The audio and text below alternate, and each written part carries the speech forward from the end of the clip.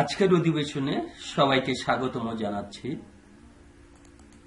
আজকে যে অধিবেশন নিয়ে আমি আলোচনায় যাচ্ছি সেটি হচ্ছে একটা ব্ল্যাঙ্ক স্লাইডে কিভাবে শেপ ইনসার্ট করা যায়, এই প্রক্রিয়াটি আমরা দেখব। তো শুরুতেই আমরা পাওয়ার পয়েন্টের একটি ফাইল ওপেন করছি, প্রজেক্ট 1 নামে একটি ফাইল ওপেন করছি। প্রজেক্ট 1 এই ফাইলটিতে আমি একটি ব্ল্যাঙ্ক স্লাইড নেব। নিউ স্লাইড থেকে আমরা ব্ল্যাঙ্ক স্লাইডে গেলাম। আমরা এখন কি করতে যাচ্ছি? Shape insert. শেপ দিয়ে আমরা শিশুদের জন্য অনেক সুন্দর বা চমৎকার উপকরণ তৈরি করতে পারি।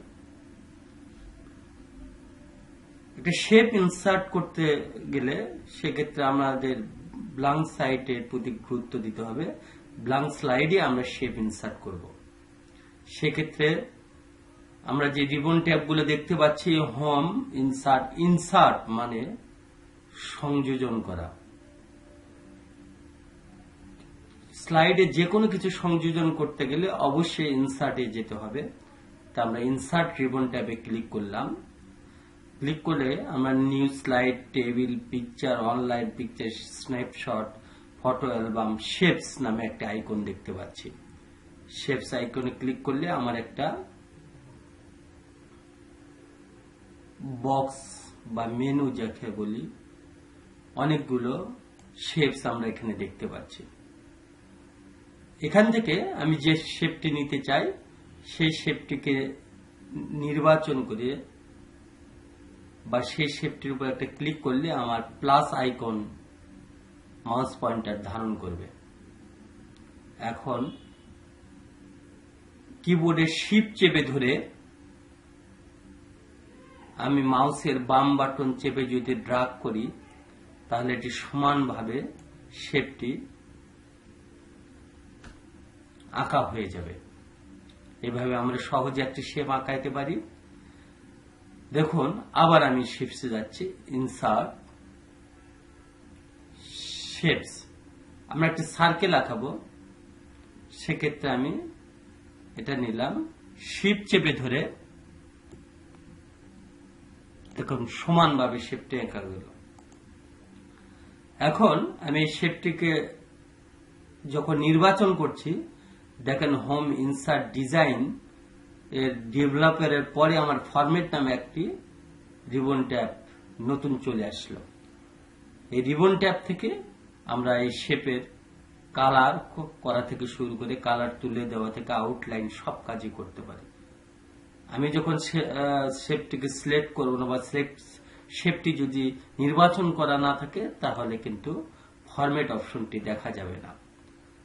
শেপটি আমি নির্বাচন আবার করছি, করার পরে দেখুন এখানে শেপটিকে আমি এডিট করতে পারি। Edit shape, change shape option আছে। আমি ইচ্ছে হলে এই শেপটাকে অন্যরকম একটি শেপে নিতে পারি। এডিট শেপে ক্লিক করে এডিট পয়েন্ট, এখান থেকে এই শেপটিকে আমি যে কোনো ধরনের শেপ নিয়ে আঁকাইতে পারি, যে কোনো আকৃতি ধারণ করাইতে পারি শেপটিকে। দেখুন, লক্ষ্য করুন, এই পয়েন্টারগুলো আমি ধরছি, ধরে আমি শেপটিকে যে কোনো আকৃতি বা যে কোনো ডিজাইন, যে কোনো ধরনের আকৃতি ধারণ করতে পারি। আমার একটি শেপের ডিজাইন হয়ে গেল এডিটের মাধ্যমে। এই শেপটিকে যদি আমি লক্ষ্য করুন, শেপটি বাইরে ক্লিক করা থাকলে ফরম্যাট অপশনটি দেখা যাবে না, আবার শেপটিতে ক্লিক করলে ফরম্যাট অপশনটি দেখা যাবে। এখন শেপ ফিল থেকে আমরা এখান থেকে নো ফিল করলে শেপের কালার উঠে যাবে। আর এখানে যদি শেপ ফিলে কোনো কালার দিতে চাই, এভাবে কালার নির্বাচন করতে পারি। শেপ আউটলাইনে ক্লিক করে আমরা দেখেন এখানে নো আউটলাইন, ওয়েট, অনেক কিছু আছে। আমি ওয়েট থেকে সে আউটলাইন মানে বর্ডার, শেপের দেখেন বর্ডারটি মোটা হয়ে গেছে। আমি এখন কালার দিতে চাইলে এই শেপটিকে একটি কালার দিয়ে এর সৌন্দর্যটা বৃদ্ধি করতে পারি। এটা আমার এই শেপ একটা কালারফুল একটা শেপ হয়ে গেল। আমার পাশে যে শেপটি দেখতে পাচ্ছি আমরা একটা ত্রিভুজ ক্ষেত্র, এই শেপটির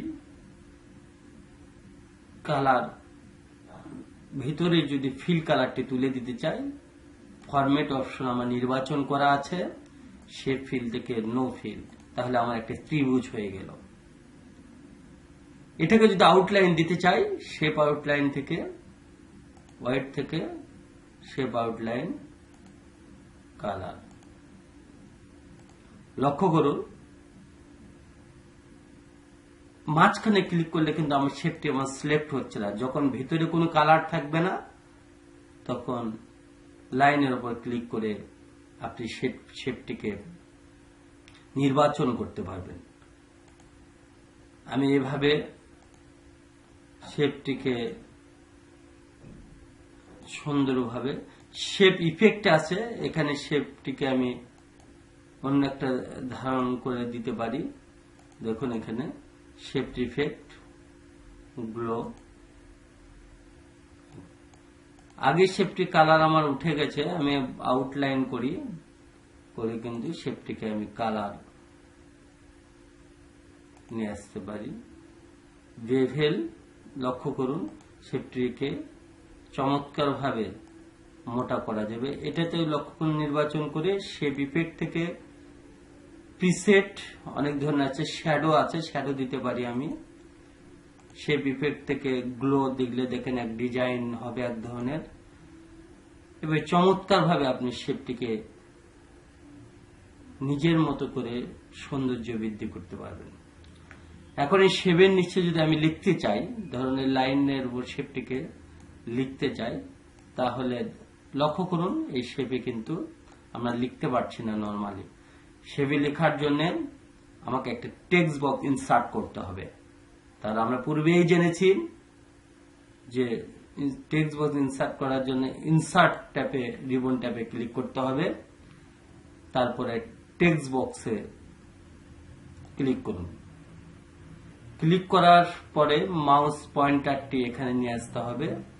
লক্ষণীয় বিষয়, মাউসের বাম বাটন কিন্তু চেপে ধরা যাবে না। নরমালি মাউস পয়েন্টারটা নিয়ে আসলে দেখুন একটা নিচের দিকে একটা তীরের মতো দেখা যাচ্ছে। এখন মাউস পয়েন্টারের বাম বাটন চেপে ধরে এভাবে ড্রাগ করে আপনি একটা টেক্সট বক্স আঁকালেন। বাংলা টাইপের ক্ষেত্রে আমার ইংলিশটাকে বাংলা করতে হবে, আর অভ্রমটাকে বাংলা করতে হবে, এবং ফন্টটাকে করতে হবে নিকোজ ব্যান। লক্ষ্য করুন নিকোজ ব্যান, নিকোজ ব্যান।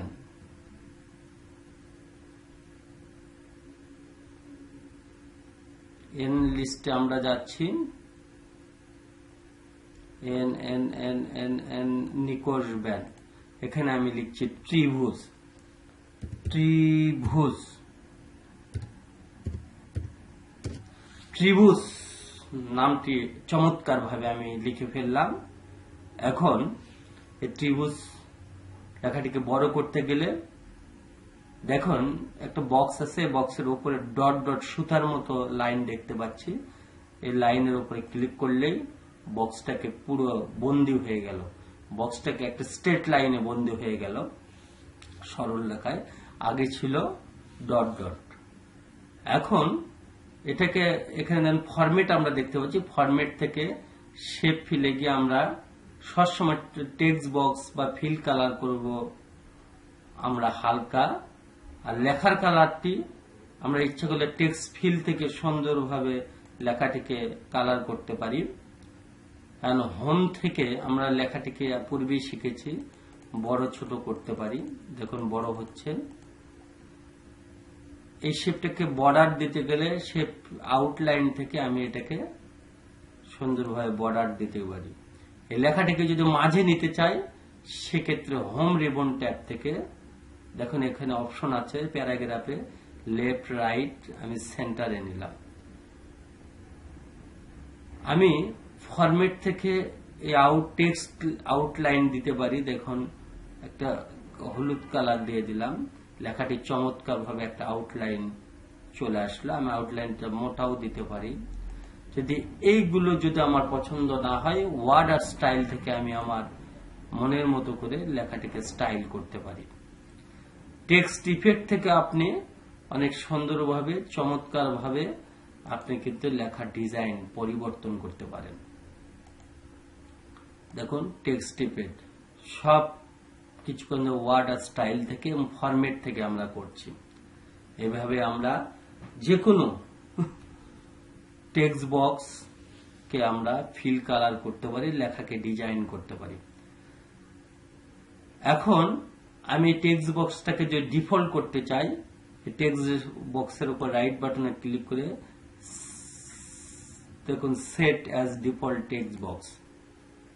এখন আবার ইনসার্টে গিয়ে যদি আমি একটা টেক্সট বক্স নিই, লক্ষ্য করুন এই আকৃতিতেই আমার টেক্সট বক্সটি আঁকানো হবে এবং পরবর্তীতে নিখোঁজ ব্যানার করার প্রয়োজন হবে না।